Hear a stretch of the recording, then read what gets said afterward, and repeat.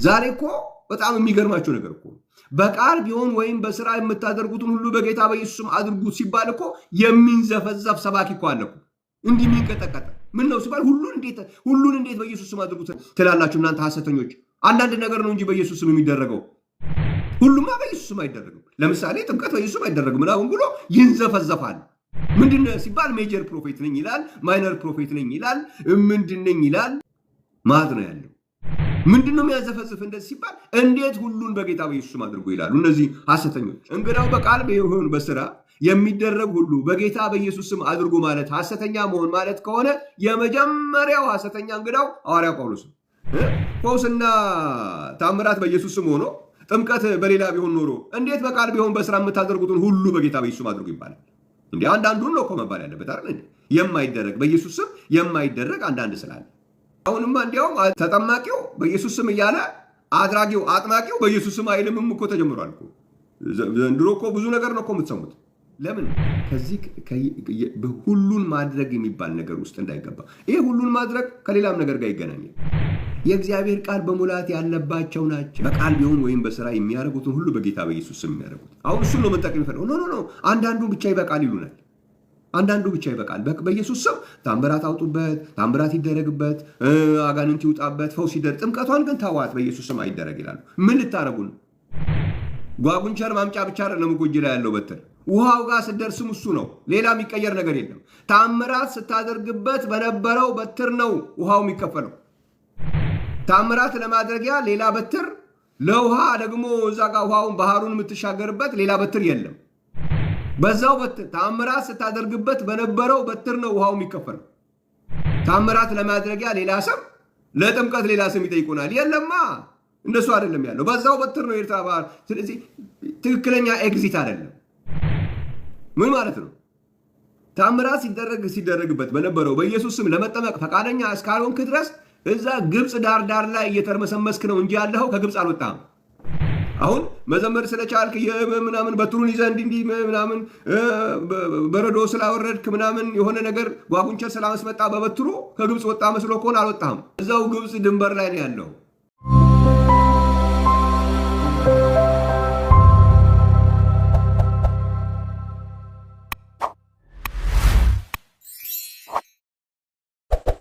ሁላችሁንም በጌታ በኢየሱስ ስም ሰላም ብያችኋለሁ። ዛሬ የማነብላችሁ የመጽሐፍ ቅዱስ ክፍል በቆላስይስ ምዕራፍ 1 ላይ ያለ ቃል ነው። ቆላስይስ ምዕራፍ 1 ቁጥር 1 እና 2 አነባለሁ። እንደዚህ ይላል። በእግዚአብሔር ፈቃድ የኢየሱስ ክርስቶስ ሐዋርያ የሆነ ጳውሎስ፣ ጢሞቴዎስም ወንድሙም በቆላስይስ ለሚኖሩ ቅዱሳንና በክርስቶስ ለታመኑ ወንድሞች ይላል። እንደገና አነባዋለሁ። በእግዚአብሔር ፈቃድ የኢየሱስ ክርስቶስ ሐዋርያ የሆነ ጳውሎስ፣ ጢሞቴዎስም ወንድሙ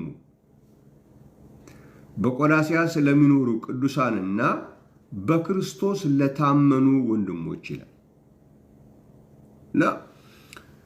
ሐዋርያው ጳውሎስ ለማን ይህንን መልእክት እንደሚያድረስ እንግዲህ መልእክቱ የሚደርሰው ለማን እንደሆነ የጻፈው ለማን እንደሆነ እያመለከተ ያለበት ክፍል ነው። በጣም ወሳኝ ነው። ምክንያቱም አንድ ሰው የማይገባውን ነገር ወይም ለሱ ያልተጻፈለትን ነገር እያነበበ ቢውል ምንም አይጠቅመው እና እዚህ ሐዋርያው ጳውሎስ ይህን ነገር አድሬስ የሚያደርገው ለማን እንደሆነ፣ ለማን እንደሚመለከት፣ ለማን እንደሚጽፍ ያሳየበት ነው። እግዚአብሔር ይመስገን። ብዙ ሐሳቦች እዛ ጋር አሉ። እግዚአብሔር ይመስገን። ስለ እግዚአብሔር ፈቃድ ያነሳል፣ ስለ እሱ ሐዋርያነትም ያነሳል፣ ስለ ጢሞቴዎስም ያነሳል። እግዚአብሔር ይመስገን። በቆላስይስ ለሚኖሩ ቅዱሳን ይልና በክርስቶስ ለታመኑ ወንድሞች ይላል ማለት ነው። እነዚህ በቆላስይስ የሚኖሩ በቅዱሳን እና ደግሞ በክርስቶስ ለታመኑ ወንድሞች ይላል። ይሄ በክርስቶስ የታመኑ የሚለው ነገር መታመን የሚለው ብዙ ትርፍ አለው መጽሐፍ ቅዱስ ውስጥ። በክርስቶስ መታመን የሚያመጣው ትርፍ አለ። አንዳንድ ቃሎችን እስኪ እንይ። በክርስቶስ መታመን፣ በክርስቶስ ለታመኑ ወንድሞች ነው የሚለው። ስለዚህ በክርስቶስ ያልታመኑ ይህንን ቢያነቡ ለሌላ ሰው የተጻፈ ደብዳቤ እንደ ማንበብ ነው የሚቆጠረው። መጽሐፍ ቅዱሳችንን አንድ ቦታ ላይ በሌላ ክፍል ላይ ብንከፍት ምን የሚል ቃል ታገኛላችሁ? እግዚአብሔር ይመስገን። አንደኛ ጴጥሮስ ምዕራፍ 2 ቁጥር 4 ላይ በሰው ወደ ተጣለ በእግዚአብሔር ዘንድ ግን ወደ ተመረጠና ክቡር ወደ ሆነው ወደ ሕያው ድንጋይ ወደ እርሱ እየቀረባችሁ እናንተ ደግሞ እንደ ሕያዋን ድንጋዮች ሆናችሁ በክርስቶስ ኢየሱስ ለእግዚአብሔር ደስ የሚያሰኝን መስዋዕት ታቀርቡ ዘንድ ቅዱሳን ካህናት እንድትሆኑ መንፈሳዊ ቤት ለመሆን ተሰሩ። መጽሐፍ እነሆ የተመረጠና የከበረን የማዕዘን ራስ ድንጋይ በጽዮን አኖራለሁ፣ በእርሱም የሚያምን አያፍርም ተብሎ ተጽፏልና ይላል። እግዚአብሔር ይመስገን። ስለዚህ እነዚህ በክርስቶስ የታመኑ ወንድሞች ሲባል በክርስቶስ መታመን የሚባለው ነገር ዝም ብሎ የሆነ በሱ ላይ እምነት ማሳደር ማለት ብሎ አይቆምም። በክርስቶስ መታመን ማለት የማያፍር መሆን ማለት ነው። በእርሱ የሚያምን ምን አይልም ይላል? አያፍርም ይላል። ስለዚህ በክርስቶስ ማመን ማለት በቃ ክርስቶስ ታማኝ ነው ብለህ ማወቅ ማለት አይደለም። እንደዛ ብቻ ማለት አይደለም። በክርስቶስ የማመን እድል ሰው ሲያገኝ ምን ማለት ነው? የማያፍር መሆን ማለት ነው። በቃ እሱን ይዤ እሱን አምኜ አላፍርም። ከፍታ ሊኖር ይችላል፣ ዝቅታ ሊኖር ይችላል። በዚህ ዓለም ላይ ያሉ ብዙ ነገሮች ሊኖሩ ይችላሉ። ነገር ግን በክርስቶስ የሚያምን አያፍርም። ስለዚህ ይህንን ደብዳቤ ሐዋርያ ጳውሎስ ሲጽፍ ዝም ብሎ ለማንም የሚል አይደለም። እንትኑ ደብዳቤው አንዳንድ ደብዳቤዎች አሉ to whom it may concern ይላሉ። የሆነ ለሚመለከተው ሁሉ እንደማለት ነገር ነው። እንዲያውም እሱም ለሚመለከተው ሁሉም ትንሽ እንትን አለው። የሆነ ለሚመለከተው ሁሉ የሚለውም የሆነ አቅጣጫ አለው። እንዲሁ ዝም ብሎ ለማንም የሚል ደብዳቤ አይጻፉም። ለሚመለከተው ሁሉ ይላሉ። ማንም ዝም ብሎ ወስዶት ምንም ስለማይጠቅመው ማለት ነው። እግዚአብሔር ይመስገን። ለሚመለከተው ሁሉ ሐዋርያው ጳውሎስም እዚህ ጋር ያለውን መልእክት ይሄን መልእክት የተጻፈው በክርስቶስ ለታመኑ ወንድሞች ነው አለ። እግዚአብሔር ይመስገን። በክርስቶስ መታመን ምን ጥቅም አለው ያን እንደሆነ በክርስቶስ መታመን ወደማናፍርበት ሕይወት ውስጥ በእሱ በታመን ቁጥር የማናፍር ወደምንሆንበት ደረጃ ነው እንግዲህ የሚወስደን ማለት ነው። ሌላም አንድ ቃል ባነብ ይሄ በእርሱ ማመን የሚለው ነገር ትንሽ እግዚአብሔር ይመስገን ጠለቅ እያለን ብንሄድ እግዚአብሔር ይመስገን በመዝሙረ ዳዊት 125 ላይ እግዚአብሔር ይመስገን ወደዛ ደረጃ ወደ መታመን ደረጃ መድረስ ትልቅ ዋጋ ያለው ነገር ነው። እግዚአብሔር ይመስገን። ችግሩ በእሱ የታመኑ መሆናችን ምልክቱ ምንድነው ነው። እዛ ላይ እንመጣበታለን። ምልክቱ ላይ እንመጣለን። አሁን እዚህ መዝሙር 125 ሰው ሁሉ ይወደዋል። ምን ይላል መዝሙር 125? በእግዚአብሔር የታመኑ እንደማይታወክ ለዘላለም እንደሚኖር እንደ ጽዮን ተራራ ናቸው።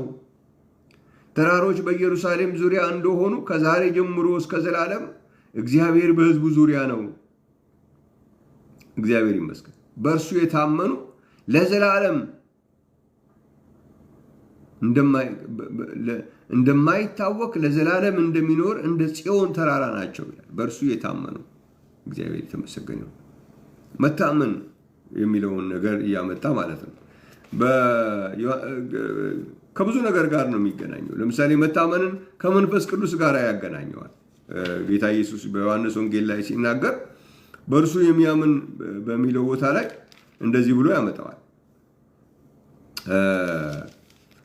እግዚአብሔር ይመስገን። ዮሐንስ ወንጌል ምዕራፍ ምዕራፍ 7 ቁጥር 37 ላይ ይህንን ደግሞ እንዴት ያደርገዋል? ከበዓሉ በታላቁ በኋለኛው ቀን ቆሞ ኢየሱስ ምን አላቸው? ኢየሱስ ቆሞ ማንም የተጠማ ቢኖር ወደ እኔ ይምጣና ይጠጣ፣ በእኔ የሚያምን መጽሐፍ እንዳለ የሕይወት ውሃ ወንዝ ከሆዱ ይፈልቃል ብሎ ጮኸ ይላል። በእርሱ የሚያምን መጽሐፍ እንዳለ የሕይወት ውሃ ወንዝ ከሆዱ ይፈልቃል ብሎ ጮኸ። ይህን ግን በእርሱ የሚያምኑ ሊቀበሉ ስላላቸው ስለ መንፈስ ተናገረ። ስለዚህ በእርሱ ሲታመን በክርስቶስ ማመን የሚለው ነገር የሚያመጣው ነገር፣ በእርሱ የሚያምን አያፍርም። በእርሱ የሚያምን ሊቀበሉ ስላላቸው ስለ መንፈስ ተናገረ። በእርሱ የሚያምን ለዘላለም እንደማይታወክ እንደ ጽዮን ተራራ ናቸው። እግዚአብሔር ይመስገን። በእርሱ የሚያምን በእርሱ ብዙ ነገሮችን ልናይ እንችላለን። አሁን ብዙ ጊዜ የሚጠቀስ ዮሐንስ ወንጌል ምዕራፍ 3 ላይ ለምሳሌ በእርሱ የሚያምን ምንድን ነው የሚሆንለት? ዮሐንስ ወንጌል ምዕራፍ 3 ቁጥር 16 ላይ በእርሱ የሚያምን ሁሉ የዘላለም ሕይወት እንዲኖረው እንጂ እንዳይጠፋ እግዚአብሔር አንድያ ልጁን እስኪሰጥ ድረስ ዓለሙን እንዲሁ ወዷል። በእርሱ የሚያምን ሁሉ የዘላለም ሕይወት እንዲኖረው። እግዚአብሔር ይመስገን። ስለዚህ በክርስቶስ ማመን ምን አለበት? እዛ ውስጥ የዘላለም ሕይወት አለበት። በክርስቶስ ማመን ምን አለበት? አለማፈር አለበት። በክርስቶስ ማመን አለመታወክ አለ። የማይታወቅ ለዘላለም እንደሚኖር እንደ ጽዮን ተራራ ናቸው አለ። እግዚአብሔር የተመሰገነ። ደስ ይላሉ እነዚህ ነገሮች። በእርሱ የሚያምኑ ምን ይቀበላሉ? የሕይወት ውሃ ወንዝ። በእርሱ የሚያምን መጽሐፍ እንዳለ የሕይወት ውሃ ወንዝ ከሆዱ ይፈልቃል ብሎ ጮኸ። ይህን ግን በእርሱ የሚያምኑ ሊቀበሉ ስላላቸው ስለ መንፈስ ተናገረ። እነዚህ ሁሉ በጣም ደስ የሚሉ ነገሮች ናቸው። እግዚአብሔር ይመስገን። ብዙም የክርስትና ቤተሰቦችም ሌላም ከክርስትና ውጭ ያለም ሰው ይህን አይጠላም። የማያፍር ሕይወት በቃ በሚለው ነገር በሚያቀደው ነገር የማያፈር ሆኖ መገኘትን የሚጠላ የለም። እግዚአብሔር ይመስገን። በእርሱ የሚያምን ነው ግን አያፍርም የተባለ። እግዚአብሔር የተመሰገነ። በራእይ መጽሐፍ ምዕራፍ 17 ላይ ደግሞ ከድል ጋር ያገናኘዋል። ራእይ መጽሐፍ ምዕራፍ 17 ከድል ጋር ያገናኘዋል። በዚህ ሁሉ ብዙ ክርስቲያኖች መጽሐፍ ቅዱስን የሚያውቁ ይስማማሉ። እግዚአብሔር ይመስገን። ችግሩ የሚኖረው ልክ ወደ ምልክቱ ስንመጣ ነው። በእርሱ የሚያምኑ ምልክታቸው ምንድን ነው ወደሚለው ላይ ስንመጣ እዛ ላይ ነው ችግር ያለው። እመጣበታለሁ ወደ በኋላ ላይ። ራእይ መጽሐፍ ምዕራፍ 17 ቁጥር 14 ላይ እንዲህ ይላል፣ እነዚህ በጉን ይወጋሉ፣ በጉ የጌቶች ጌታና የነገስታት ንጉሥ ስለሆነ እነርሱን ድል ይነሳል፣ ከእርሱም ጋር ያሉ የተጠሩና የተመረጡ የታመኑም ደግሞ ድል ይነሳሉ ይላል። እግዚአብሔር የተመሰገነ። በዳንኤል መጽሐፍ ላይም ስታየው በእርሱ የታመኑትን ያዳነ ተብሎ የተጻፈ ዳንኤል መጽሐፍ ምዕራፍ 3 ላይ በእርሱ የታመኑትን ምን አደረጋቸው? አዳናቸው ይላል። ስለዚህ በእርሱ መታመን የሚባለው ከድል ጋር ይገናኛል፣ ካለማፈር ጋር ይገናኛል፣ የሕይወት ወንዝ ከመቀበል ጋር ከመንፈስ ቅዱስ ጋር ይገናኛል። እግዚአብሔር የተመሰገነ ይሁን። ካለመታወክ ጋር ይገናኛል። ስለዚህ በክርስቶስ ሐዋርያ ጳውሎስ ሲጽፍላቸው ልክ እንደ ርዕስ አድርጎ አድሬስ ሲያደርግላቸው የቆላስይስ ሰዎችን አድሬስ ሲያደርጋቸው ምን አላቸው? ለቅዱሳን በቆላስይስ ስለሚኖሩ ቅዱሳንና በክርስቶስ ለታመኑ ወንድሞች አለ። በክርስቶስ ለታመኑ። ስለዚህ በክርስቶስ ያልታመኑ ይህንን ነገር ቢቀበሉት አይጠቅማቸውም። እግዚአብሔር የተመሰገነ ይሁን። በክርስቶስ ግን የታመኑ ለመሆናቸው ምልክት ምንድን ነው? ይህንንማ ሁላችን እናውቀዋለን አይደለም ወይ? በክርስቶስ መታመን ምን ምርጫ አለው? በእርሱ የሚያምን ምን አያፍርም፣ በእርሱ የሚያምኑ የዘላለም ሕይወት እንዲኖራቸው ተብሎ ተጽፏል። ስለዚህ በእርሱ ስታመን የዘላለም ሕይወት አለ። በእርሱ ስታመን አታፍርም፣ በእርሱ ስታመን አትታወክም፣ በእርሱ ስታመን ድል አለ። እግዚአብሔር የተመሰገነ ይሁን። እንዲያውም በሐዋርያት ሥራ ምዕራፍ 10 ላይ ቁጥር 43 ላይ ደግሞ ስታነቡ በእርሱ የሚያምኑ በስሙ ንስሐና የኃጢአት ስርየት እንዲቀበሉ ነቢያት ሁሉ ይመሰክሩላቸዋል ይላል። እግዚአብሔር የተመሰገነ ይሁን።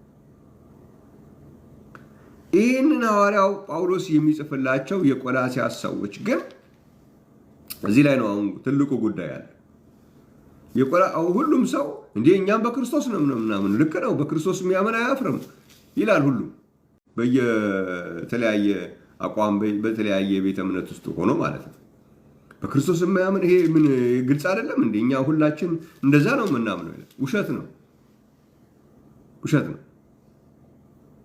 በክርስቶስ የታመኑ ምልክት አላቸው። እንትኗን አይደለም። አሁን በክርስቶስ የታመኑ አያፍሩም ሲባል አሜን። በክርስቶስ የታመኑ የዘላለም ሕይወት ያገኛል። በእርሱ የሚያምን የዘላለም ሕይወት አለው። አሜን። ይኸው በእርሱ የሚያምኑ አይታወኩም፣ በእርሱ የሚያምኑ የሕይወቱ አመፅ ከሆዱ ይፈልቃል ብሎ ጮኸ። እግዚአብሔር የተመሰገነ። በእርሱ የሚያምኑ ድል ያደርጋሉ የሚለውን ሁሉ ሰው ይወደዋል። ግን በእርሱ የታመኑ በክርስቶስ ለታመኑ ወንድሞች ተብሎ የተባለላቸው የቆላስይስ ሰዎች ምን ተብሎላቸዋል መሰላችሁ? ቆላስይስ መጽሐፍ እዛው መጽሐፍ ላይ እንደዚህ ይላቸዋል። ቆላስይስ ምዕራፍ 3 ቁጥር 17 ላይ እግዚአብሔር አብን በእርሱ እያመሰገናችሁ በቃል ቢሆን ወይም በሥራ የምታደርጉትን ሁሉ በጌታ በኢየሱስ ስም አድርጉት አላቸው። እነማንን ነው እንደዚህ አላቸው? ሃይማኖት ያላቸውን ሁሉ፣ ሃይማኖት አለን ያሉ ሁሉ፣ ሃይማኖት አለን ብሎ መጽሐፍ ይዘው የሚዞሩ ሁሉ፣ ሃይማኖት አለን ብሎ በየአካባቢው በየሰፈሩ በጠቅላላ እንደ ጥሩ ሱቅ ዝም ብሎ በየቦታው ጥሩ ስም እየሰጡ ለሚከፍቱ ሁሉ ነው አይደለም። በቃል ቢሆን ወይም በሥራ የሚያደርጉትን ሁሉ በጌታ በኢየሱስ ስም የሚያደርጉ ናቸው። ፈተናው እዚህ ጋር እኛም በክርስቶስ ነው የምናምነው ይባልና ከዛ በኋላ እስኪ በኢየሱስ ክርስቶስ ስም የምታደርጉት ነገር ምንድን ነገር ነው ንገሩኝ ስትሉ፣ አይ በኢየሱስ ስምማ አጋንንት በኢየሱስ ስም ይወጣል። እሺ ሌላስ? ታምራት በኢየሱስ ስም፣ ፈውስ ሲያስፈልግ በኢየሱስ ስም፣ ሌላስ? አይ ያው አንዳንድ ነገር ደግሞ ያው በኢየሱስ ስም ማይደረግ አለ ስትል እዛ ጋር ያበቃል። እነዚህ በክርስቶስ የታመኑ የሚባሉት የሚያደርጉትን ሁሉ በጌታ በኢየሱስ ስም የሚያደርጉ ናቸው። እየመረጡ የሚያደርጉ አይደሉም። አንዳንድ ነገር በኢየሱስ ስም፣ አንዳንድ ነገር ደግሞ በሌላ የሚያደርጉ አይደሉም። እግዚአብሔር ይመስገን። ፈውሱም በኢየሱስ ስም ነው። ታምራቱ በኢየሱስ ስም ነው። ጥምቀቱም በኢየሱስ ስም ነው። ለእነማን? በክርስቶስ ለታመኑ ቅዱሳንና ወንድሞች። እናንተ በቆላስይስ የምትኖሩ ቅዱሳንና በክርስቶስ ለታመኑ ወንድሞች፣ ቅዱሳን እና በክርስቶስ የታመኑ በቃል ቢሆን ወይም በሥራ የሚያደርጉትን ሁሉ በጌታ በኢየሱስ ስም የሚያደርጉ ናቸው። ሁሉን ነገር በቃልም ሆነ በሥራ የሚደረገውን ሁሉ በኢየሱስ ስም ማድረግ እያስጠላህ፣ በቃል ቢሆን ወይም በሥራ የምታደርገውን ሁሉ በጌታ በኢየሱስ ስም ማድረግ እያስጠላሽ ግን በክርስቶስ ታምኛለሁ የሚባል ነገር አይሰራም። እሱ አፍዝ አደንግዝ ነው። ዝም ብሎ አደንዝዘውሻል። ዝም ብሎ በቃ ዝም ብለሽ አንቺ ክርስቶስን ተቀበለሽ ቁጭ በይ። በቃል ቢሆን ወይም በሥራ የምታደርገው እሱ አያስፈልግም። ፈውስ ኢየሱስን ስም ከፈለግሽ ፈውስ ምናምን ሲፈለግ አጋንንት ምናምን እሱን አንዳንዴ እንቅፋት ሲመታሽ በኢየሱስ ስም በይ። በተለይ ጥምቀት ላይማ አይሆንም ካለ አልቋል። እሱ አፍዝ አደንግዝ ይባላል። ማደንዘዣ ነው። ሰው በክርስቶስ እያመነ እንዲመስለው ብቻ አፍዝ አደንግዝ አድርገው አምናሃል እኮ በቃ ካመንክ እኮ በቂ ነው እየተባለ ኖ እንደሱ ብቻ አይደለም። በቃል ቢሆን ወይም በሥራ የምታደርገውን አንዳንዱን አይደለም፣ 100ውን አይደለም፣ 1,000 አይደለም፣ 1,000,000 አይደለም፣ ሁሉ በጌታ በኢየሱስ ስም አድርጉታል። ሐዋርያቶች እኮ ይህን እኮ የምታየው አጋንንት ገጥሟቸዋል፣ በኢየሱስ ስም ሲያወጡ አይተናል። ፈውስ የሚያስፈልጋቸውን በኢየሱስ ስም ሲፈውሱ አይተናል። ሐዋርያት ሥራ ምዕራፍ 16 ብታነቡ አጋንንት ያደረባትን ሴት በጌታ በኢየሱስ ስም ብሎ ሲያስወጡ አይተናል። ያ በመቅደስ አካባቢ ሲመላለስ የነበረው የታመመን ሰውዬ በጌታ በኢየሱስ ስም ብሎ ከሽባነቱ ሲፈወስ አይተናል። የሚጠመቁ ሰዎች ሲኖሩም በጌታ በኢየሱስ ሲጠመቁ አይተናል። ሁሉን ነገር ነው የሚደረግ ነገር ሁሉ የሚደረግ ነገር የምታደርጉትን ሁሉ ነው። ስለዚህ የሚደረግ ነገር ሁሉ በጌታ በኢየሱስ ስም ይደረጋል። እነማን ጋር? በክርስቶስ የታመኑ ቅዱሳንና በክርስቶስ የታመኑ የተባሉት ናቸው። ቅዱሳንና በክርስቶስ የታመኑ ምን ያደርጋሉ? በቃል ቢሆን ወይም በሥራ የሚያደርጉትን ሁሉ በጌታ በኢየሱስ ስም ያደርጋሉ። ስለዚህ ሁሉን በጌታ በኢየሱስ ስም ወደ ማድረግ ደረጃ ሳትደርስ በክርስቶስ ነው የታመንኩት የሚባል ነገር የለም። መጽሐፍ ቅዱስ አያውቀውም። ዝም ብሎ በሌላ ነገር ተታለሃል ወንድሜ፣ በሌላ ነገር ተታለሻል። በክርስቶስ አምነሻል የተባለላቸው ሰዎች በክርስቶስ የታመኑ የተባለላቸው በጣም የሚገርማቸው ቆላስይስ ላይ እኮ እንደዚህ ተብሏል። ምን ተብሏል? በክርስቶስ የታመኑ ቅዱሳንና ተብሏል። ቅዱሳንና በክርስቶስ የታመኑ ወንድሞች ተብሏል። እግዚአብሔር ይመስገን። እግዚአብሔር እኮ ስለኛ ምንድን ነው የሚለው? ቅዱሳንና በክርስቶስ የታመኑ ብሎናል ብሎ እንዴ! ለእነኚህ እኮ ቅዱሳንና በክርስቶስ የታመኑ ወንድሞች የተባለላቸው እኮ በቃል ቢሆን ወይም በሥራ የሚያደርጉትን ሁሉ በጌታ በኢየሱስ ስም እንዲያደርጉ እኮ የፈቀዱ ናቸው። በቃል ቢሆን በሥራ የሚያደርጉትን ሁሉ በጌታ በኢየሱስ ስም ማድረግን የማይጸየፉ ናቸው። እስኪ አስቡት። ፈውስና ታምራት በኢየሱስ ስም ሆኖ ጥምቀት በሌላ ቢሆን ኖሮ እንዴት በቃል ቢሆን በሥራ የምታደርጉትን ሁሉ በጌታ በኢየሱስ ስም አድርጉ ይባላል? እንዴ አንዳንዱን ነው እኮ መባል ያለበት አይደል እንዴ? የማይደረግ በኢየሱስ ስም የማይደረግ አንዳንድ ስላለ ሁሉ እግዚአብሔር የተመሰገነ ይሁን። አሁንማ እንዲያውም አድራጊ ተጠማቂው በኢየሱስ ስም እያለ አድራጊው አጥማቂው በኢየሱስ ስም አይልምም እኮ ተጀምሯል እኮ። ዘንድሮ እኮ ብዙ ነገር ነው እኮ የምትሰሙት። ጉድ ነው ያለው እኮ፣ የጉድ ነው የሚሰማ ያለው። ለምን? ከዚህ ሁሉን ማድረግ የሚባል ነገር ውስጥ እንዳይገባ። ይሄ ሁሉን ማድረግ ከሌላም ነገር ጋር ይገናኛል። እሷን ከላይ እዛው ቆላስይስ መጽሐፍ 3 ላይ የአንድ የሌላ ችግር ምልክት ነው። ምን ይላል? ምዕራፍ 3 ቁጥር 16 ላይ የእግዚአብሔር ቃል በሙላት ይኑርባችሁ ይላል። በቃል ቢሆን ወይም በሥራ የምታደርጉትን ሁሉ በጌታ በኢየሱስ ስም አድርጉት ከማለቱ በፊት ምን አለ? የእግዚአብሔር ቃል በሙላት ይኑርባችኋል። የእግዚአብሔር ቃል በሙላት ያለባቸው ናቸው። በቃል ቢሆን ወይም በሥራ የሚያደርጉትን ሁሉ በጌታ በኢየሱስ ስም የሚያደርጉት። ስለዚህ ምልክት ነው። በክርስቶስ ለማመናችን በክርስቶስ የሚያምኑ ቅዱሳንና በክርስቶስ የታመኑ ለመሆናችን ምልክት ነው። ምናችን? በቃል ቢሆን ወይም በሥራ የምናደርገውን ሁሉ በጌታ በኢየሱስ ስም መደረግ አለበት ብለን ማወጃችን፣ መመስከራችን በክርስቶስ ለማመናችን ለመታመናችን ምልክታችን ነው። አሁን እሱን ነው መጠቀም ይፈልገው። ኖ አንዳንዱ ብቻ ይበቃል ይሉናል። አንዳንዱ ብቻ ይበቃል። በኢየሱስ ስም ታምራት አውጡበት፣ ታምራት ይደረግበት፣ አጋንንት ይውጣበት፣ ፈውስ ይደረግ። ጥምቀቷን ግን ተዋት፣ በኢየሱስ ስም አይደረግ ይላሉ። ምን ልታረጉን ፈለጋችሁ? ከዛ በኋላ በክርስቶስ የታመኑ ወንድሞች እንባላለን። ቅዱሳንና በክርስቶስ የታመኑ የተባሉት እኮ በቃል ቢሆን ወይም በሥራ የሚያደርጉትን አንዳንዱን የሚያደርጉት አይደሉም እኮ፣ ሁሉን የሚያደርጉ ናቸው። እግዚአብሔር ይመስገን። ይሄ ደግሞ የሚገባ የእግዚአብሔር ቃል በሙላት ሲኖርብህ ነው። ያው ሁል ጊዜ መቼም ይህንን ነገር መናገር ማስታወስ በጣም አስፈላጊ ነገር ነው።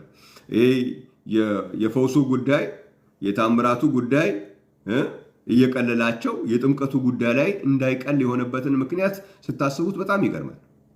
የመጨረሻ ጉዳይ ነው እሱ። እንግዲህ መጽሐፍ ቅዱስ እንደሚነግረን የእስራኤል ከግብፅ መውጣት የክርስትና ጉዞ ምልክት ነው።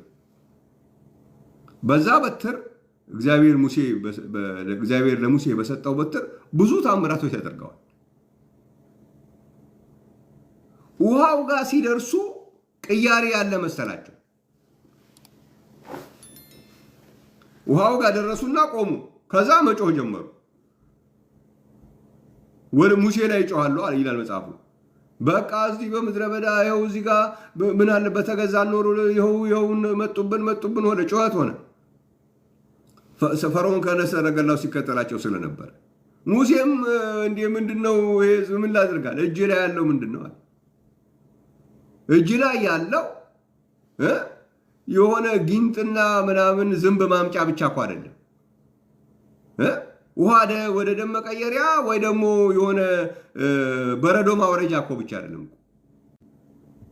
ጓጉንቸር ማምጫ ብቻ አይደለም እኮ እጅ ላይ ያለው በትር። ውሃው ጋር ስትደርስም እሱ ነው። ሌላ የሚቀየር ነገር የለም። ታምራት ስታደርግበት በነበረው በትር ነው ውሃው የሚከፈለው። ታምራት ለማድረጊያ ሌላ በትር፣ ለውሃ ደግሞ እዛ ጋር ውሃውን ባህሩን የምትሻገርበት ሌላ በትር የለም። በዛው በትር ታምራት ስታደርግበት በነበረው በትር ነው ውሃው የሚከፈለው። ታምራት ለማድረጊያ ሌላ ስም፣ ለጥምቀት ሌላ ስም ይጠይቁናል። የለማ እንደሱ አይደለም ያለው። በዛው በትር ነው የኤርትራ ባህር። ስለዚህ ትክክለኛ ኤግዚት አይደለም። ትክክለኛው ኤግዚት ከግብፅ የምትወጣበት ደህና ሁን ብለህ ከግብፅ ተለያይተ ፈርዖን ከነሰራዊቱ እዛው ኤርትራ ባህር ቀርቶ አንተ ከግብፅ የምትወጣው ትክክለኛው ቢብሊካል ኤግዚት ታምራት ስታደርግበት በትር ውሃውን ለመምታት ስትፈቅድ ብቻ ነው። ምን ማለት ነው? ታምራት ሲደረግበት በነበረው በኢየሱስ ስም ለመጠመቅ ፈቃደኛ እስካልሆንክ ድረስ እዛ ግብፅ ዳር ላይ እየተርመሰመስክ ነው እንጂ ያለኸው ከግብፅ አልወጣም። አሁን መዘመር ስለቻልክ ምናምን በትሩን ይዘህ እንዲህ ምናምን በረዶ ስላወረድክ ምናምን የሆነ ነገር ጓጉንቸር ስላመስመጣ በበትሩ ከግብፅ ወጣ መስሎ ከሆነ አልወጣም። እዛው ግብፅ ድንበር ላይ ነው ያለው። እዛው ነው ያለው። ከግብፅ የምትወጣው ታምራት ስታደርግበት በነበረው በትር፣ በዛው በትር ዋው እንዲመታ ስትፈቅድ ያን ጊዜ ከግብፅ ትወጣለህ። እግዚአብሔር የተመሰገነ ይሁን። ሌላ የለም። አሁንም ሐዋርያቶቹ እንደሱ ነው ያደረጉት። በዛው ወደ ጥምቀቱም ሲመጣ በዛው ታምራት ሲያደርጉበት፣ ፈውስ ሲያደርጉበት፣ ሽባውን ሲተረትሩበት፣ አጋንንት ሲያወጡበት በነበረው በዛው ስም ነው ጥምቀቱም የታወጀው። ሁሉ ነገር ነው የሚደረግ ነገር ሁሉ በጌታ በኢየሱስ ስም ሲደረግ ያን ጊዜ ምን ተብሎ ምን ውስጥ ትገባለህ? ቅዱሳንና በክርስቶስ ለታመኑ ወንድሞች የሚለው ደብዳቤ ያን ነው የሚመለከት እንጂ በቃል ቢሆን ወይም በስራ የምታደርጉትን ሁሉ በጌታ በኢየሱስ ስም አድርጉት ስትባል እየተንዘፈዘፍክ እንዲህ። ዛሬ እኮ በጣም የሚገርማቸው ነገር እኮ በቃል ቢሆን ወይም በስራ የምታደርጉትን ሁሉ በጌታ በኢየሱስ ስም አድርጉት ሲባል እኮ የሚንዘፈዘፍ ሰባኪ እኮ አለ እኮ እንዲህ የሚንቀጠቀጠ። ምን ነው ሲባል ሁሉን እንዴት በኢየሱስ ስም አድርጉት ትባላላችሁ ትላላችሁ እናንተ ሐሰተኞች። አንዳንድ ነገር ነው እንጂ በኢየሱስ ስም የሚደረገው ሁሉማ በኢየሱስ ስም አይደረግም። ለምሳሌ ጥምቀት በኢየሱስ ስም አይደረግም ምናምን ብሎ ይንዘፈዘፋል። ምንድነው ሲባል ሜጀር ፕሮፌት ነኝ ይላል፣ ማይነር ፕሮፌት ነኝ ይላል፣ ምንድን ነኝ ይላል። ማዕት ነው ስሙ ያለው፣ ማዕት ነው ያለው። ምንድን ነው የሚያዘፈዝፍ እንደዚህ ሲባል እንዴት ሁሉን በጌታ በኢየሱስ ስም አድርጎ ይላሉ። እነዚህ ሐሰተኞች፣ በጣም ሐሰተኞች፣ ሐሰተኞች ናቸው። ምን አሉ? በቃል ቢሆን ወይም በስራ የሚደረግ ነገር ሁሉ በጌታ በኢየሱስ ስም ይደረጋሉ። እንግዳው በቃል ቢሆን በስራ የሚደረግ ሁሉ በጌታ በኢየሱስ ስም አድርጉ ማለት ሐሰተኛ መሆን ማለት ከሆነ የመጀመሪያው ሐሰተኛ እንግዳው ሐዋርያ ጳውሎስ ነው። በቃል ቢሆን ወይም በስራ የምታደርጉትን ሁሉ በጌታ በኢየሱስ ስም አድርጉ ብሎ ለማን ነው የነገራቸው? ለቅዱሳንና በክርስቶስ ለታመኑ ወንድሞች። እግዚአብሔር የተመሰገነ ይሁን። ስለዚህ አንተ ዛሬ በጌታ በኢየሱስ ክርስቶስም የተጠመቅ አንተ ዛሬ በቃል ቢሆን ወይም በስራ የምታደርገውን ሁሉ በጌታ በኢየሱስ ስም ለማድረግ የፈቀድክ የወሰንክ አንቺ በጌታ በኢየሱስ ስም በቃል ቢሆን ወይም በስራ የሚደረገውን ሁሉ አንድም ነገር ሳልቀር ሁሉንም በጌታ በኢየሱስ ስም አደርጋለሁ ያልሽ እኮ ምንድነው የሆነልሽ? ምንድነው የሆነልህ? ቅዱሳን እና በክርስቶስ የታመንክ ወንድም ሆንክ። ቅዱሳንና በክርስቶስ የታመኑ ወንድሞች ማህበር ውስጥ ገባ። ቅዱሳንና በክርስቶስ የታመኑ ወንድሞች መካከል ገባሽ ማለት ነው እንጂ ዝም ብሎ አንድ የሆነ በኢየሱስም የተጠመቀ የሆነ ማህበር ውስጥ ቁጭ አልኩኝ ብለሽ ካሰብሽ ወይም ብለህ ካሰብክ ገና አልገባንም ማለት ነው። እግዚአብሔር የተመሰገነ ይሁን። ይሄ ነው የሆነልን። በቃል ቢሆን ወይም በስራ የምታደርገውን ሁሉ በጌታ በኢየሱስ ስም የምታደርግ ቤተ ክርስቲያን ውስጥ መገኘት ማለት ምን ማለት ነው? ቅዱሳንና በክርስቶስ የታመኑ ወንድሞች ማህበር ውስጥ መገኘት ማለት ነው። እግዚአብሔር ይህንን እድል ነው ያገኘነው። ስለዚህ ማንም ተነስቶ እኔ በክርስቶስ የታመንኩ ነኝ ብል መፎከር ትችላለህ። እኔም በክርስቶስ የታመንኩ ነኝ፣ በክርስቶስ ነው የታመንኩ ነኝ ብለህ መፎከር ይቻላል። ዘመኑ ይፈቅዳል። ቲክቶኩ ይፈቅዳል፣ ፌስቡኩ ይፈቅዳል፣ ዩቱቡ ይፈቅዳል። ሁሉም ነገር እንደፈለክ እንድታወራ ስለሚፈቅድ ይፈቅዳል። መጽሐፍ ግን ቅዱሳንና በክርስቶስ የታመኑ ወንድሞች የተባለላቸው በቃል ቢሆን ወይም በስራ የሚያደርጉትን ሁሉ ተጽፏል። ሁሉ ነው የሚለው።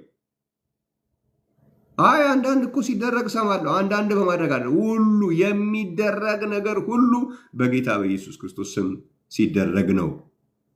ቅዱሳንና በክርስቶስ በታመኑ ወንድሞች ማህበር ነው። እዛ ውስጥ ነው ያለሁት። በነ ሐዋርያው ጳውሎስ፣ በነ ጢሞቴዎስ፣ በሌሎቹም ቅዱሳንና ወንድሞች መካከል ነው። እዛ ነኝ ያለሁት ማለት የምትችለው በቃል ቢሆን ወይም በስራ የምታደርገውን ሁሉ በጌታ በኢየሱስ ስም ለማድረግ ፈቃደኛ ስትሆን ነው። ዛሬ ይህንንም ብዙ ነገሮችን በጌታ በኢየሱስ ስም እያደረግ ግን በጌታ በኢየሱስ ስም ያልተጠመቅ ወይም ደግሞ በጌታ በኢየሱስ ስም የማታጠምቅ አጥማቂ ነኝ ብለህ ግን በጌታ በኢየሱስ ስም የማታጠምቅ በቃል ቢሆን ወይም በስራ የምታደርገውን ሁሉ በጌታ በኢየሱስ ስም የምታደርግ አይደለም ማለት ነው። አንዳንዱን በጌታ በኢየሱስ ስም አታደርግ። በጌታ በኢየሱስ ስም የማታደርገው አንዳንድ ነገር አንድም ነገር ካለ ሁሉ የሚባለው ፈረሰ ማለት ነው። ጥቅሱ ደግሞ በቃል ቢሆን ወይም በስራ የምታደርገውን ሁሉ ነው የሚለው እንጂ አንዳንዱን አይልም፣ ወይም 99ን አይልም። ሁሉ ነው የሚለው። እግዚአብሔር የተመሰገነ ነው። ለሱ ፈቃደኛ እስከምትሆን ድረስ ቅዱሳንና በክርስቶስ የታመኑ ወንድሞች በሚያምኑት ህብረት ውስጥ ነኝ ብለህ መድፈር በጭራሽ የሚቻል ነገር አይደለም። እግዚአብሔር የተመሰገነ ይሁን። ይህንን እድል እግዚአብሔር ስለሰጠን እግዚአብሔርን እናመሰግናለን። በክርስቶስ የታመኑ እነማን ናቸው? በክርስቶስ የታመኑ እነማን ናቸው? በሐዋርያው ጳውሎስ መልእክት መሰረት ቅዱሳንና በክርስቶስ የታመኑ ወንድሞች የተባሉት በቃል ቢሆን ወይም በስራ የሚያደርጉትን ሁሉ በጌታ በኢየሱስ የሚያደርጉ ናቸው። ስለዚህ ይህንን ነገር አለመፍቀድ ማለት ዝም ብሎ የሆነ የቤተ እምነት ጉዳይ እየተደረገ የሚቀለድ ቀልድ አለ። የሆነ የቤተ እምነት ጉዳይ፣ የሆነ የግለሰቦች ጉዳይ፣ አሁንማ የሆነ የፎቶግራፊ የቪዲዮ የሆነ የጨዋታ አይደለም። በቃል ይህንን ሴጣን ነገሩን ብዥ ሊያደርግባችሁ ከዋናው ነገር አይናችንን እንድናነሳ ሊያደርግ ነው። ዝም ብሎ ተራ ነገር ውስጥ የሚያስገባ ኖ ይሄ ተራ ጉዳይ አይደለም። ይሄ ዝም ብሎ የሃይማኖት ክርክር ምናምን ጉዳይ አይደለም።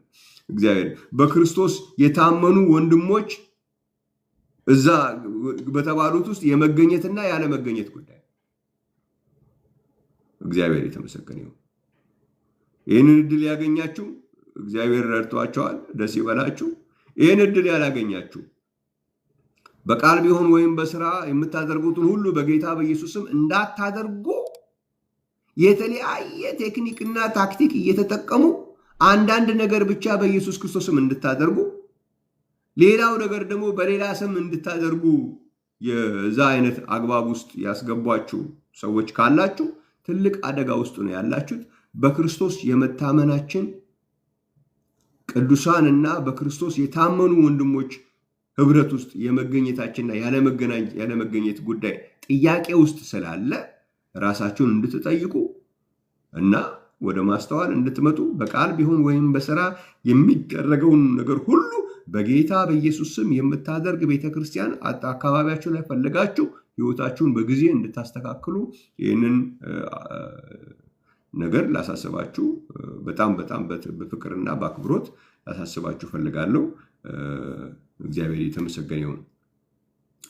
ይህንን ካልኩ በኋላ እናንተ ግን በቃል ቢሆን ወይም በስራ የምታደርገውን ሁሉ በጌታ በኢየሱስ ስም በምታደርግ ቤተክርስቲያን ውስጥ ያላችሁ ደግሞ ይህን እድል እግዚአብሔር ሲሰጣችሁ ዝም ብሎ በጌታ በኢየሱስ ስም ተጠምቄያለሁ ወይ በኢየሱስ ስም ተፈውሻለሁ ብቻ ብላችሁ የምታስቡት ሳይሆን ይሄ ማለት እግዚአብሔር ይመስገን ቅዱሳንና በክርስቶስ የታመኑ ወንድሞች ማህበር ውስጥ መገኘት ስለሆነ ትልቅ እድል መሆኑን አውቀን እግዚአብሔርን እንድናከብር፣ እግዚአብሔርን እንድናመሰግን፣ ከፍ እንድናደርገው በዚሁ አጋጣሚ እናንተንም አበረታታችኋለሁ።